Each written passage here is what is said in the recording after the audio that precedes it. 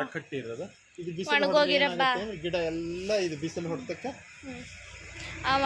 ಒಣಗಿ ಹೋಗುತ್ತೆ. ಇದು ಬೇಗ ಒಣಗಲ್ಲ, ಹಿಂಗೆ ಒಂದು ಲಡ್ಡು ಬಂದಂಗಾಗಿ ಹಾಳಾಗಿ ಹೋಗ್ತದೆ. ಇದು ಕಟ್ಟಿದಾಗ ಇದಾಗ್ತದೆ. ಮಳೆ ಶುರುವಾಯಿತು ಅಂದಾಗ ಇದನ್ನ ಬಿಚ್ಚಬೇಕು. ಮಳೆಗಾಲದಲ್ಲಿ ಇದ್ರೆ ಕ್ರಿಮಿ ಬಸವಣ್ಣ ಜಾಸ್ತಿ ಆಗುತ್ತೆ. ಅದಕ್ಕೆ ಇದು ಕಟ್ಟಿರೋದು. ಮೇಲೆ ನೋಡ್ರಿ ಇನ್ನು ಔಷಧಿ ಹೊಡೆದಿಲ್ಲ, ಕೆಮಿಕಲ್ ಹೊಡೆದಿಲ್ಲ. ಅದಕ್ಕೆ ಇನ್ನು ಮುಂದೆ ಕೆಮಿಕಲ್ ಹೊಡೆಯೋದು. ಇದೆಲ್ಲ ಇನ್ನು ಮುಂದೆ ಕೆಮಿಕಲ್ ಹೊಡಿಬಾರ್ದು ಹೇಳಿ. ಆಮೇಲೆ ನಮ್ಮ ಊರಲ್ಲಿ ಸರಿಯಾಗಿ ಮಳೆ ಬಂದಿದೆ ಈಗ, ಜಿನ್ನಿ ತರ. ಇಲ್ಲ ನೋಡಿ ಇಲ್ಲಿ ಗೈಸ್, ಇದೆಲ್ಲ ಹೂವಿನ ಗಿಡ. ಬನ್ನಿ ಮುಂದೆ ಹೋಗೋಣ. ಒಂದೊಂದು ಹಾಕಿ ಕಬ್ಬು ಬೆಳಿತಾ ಇರೋದು. ನನ್ಗೆ ಕಬ್ಬು ಅಂದ್ರೆ ಬಹಳ ಇಷ್ಟ. ಹಂಗಾಗಿ 1, 2, 4 ಬುಡ ಕಬ್ಬು ಹಾಕೊಂಡು ಕಬ್ಬು ಬೆಳಿತಾ ಇರೋದು.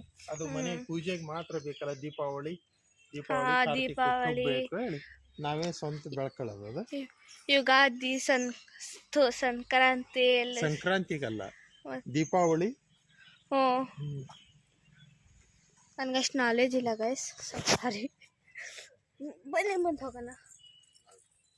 ಇದು ಬೇಕಾದಾಗ ನಾವು ತಿನ್ನಕ್ ಬೆಳೆಯಕ ಒಂದು ಮೂಲಂಗಿ ಹಾಕೋಬಹುದು. ಮೂಲಂಗಿ ಗಿಡ ಇದು ಅರಿಶಿನ. ಇದು ಅರಿಶಿನ ಗಿಡ ಬುಡದಲ್ಲಿ ಇದ್ರೆ ಅಡಿಕೆ ಗಿಡಕ್ಕ ಒಳ್ಳೆ ಯಾವುದು ಕ್ರಿಮಿನಾಶಕ ಯಾವುದು ಗಿಡಕ್ಕ ಇದಾಗಲ್ಲ ಹೇಳಿ ಅರಿಶಿನ ಹಾಕ್ತಾರೆ. ಒಂದೊಂದು ಅರಿಶಿನ ಇದ್ರೆ ಚೆನ್ನಾಗಾಗತ್ತೆ ಅಂತ. ಈ ಸಲ ತುಂಬಾ ಬಿಸಿಲು ಇರೋದಕ್ಕೆ ಅರಿಶಿನ ಎಲ್ಲ ಸತ್ತೋಗದ. ನೋಡ್ರಿ ಗೈಸ್, ಇದು ಇಲ್ಲಿ ಎಷ್ಟು ಚಂದ ಉಂಟು.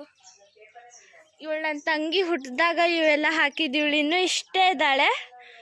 ನೋಡಿ ಇಲ್ಲಿ ಗೈಸ್ ಡ್ಯಾನ್ಸ್ ಮಾಡ್ತಿದ್ದಾಳೆ. ಇವಳು ಇಷ್ಟ ಚಿಕ್ಕವಳಿದ್ದಾಗ ಈ ಗಿಡ ಎಲ್ಲ ಹಾಕಿದ್ದು. ಇವು ಎಷ್ಟು ಉದ್ದಾಗಿದ್ದಾವೆ, ಅವಳು ಎಷ್ಟು ಸಣ್ಣದಿದ್ದಾಳೆ ಅಂತ. ಆಯಿತು, ಬಾಯ್ ಗೈಸ್, ಮತ್ತೆ ಸಿಗೋಣ ನನ್ನ ನೆಕ್ಸ್ಟ್ ಬ್ಲಾಗಲ್ಲಿ. ಬಾಯ್.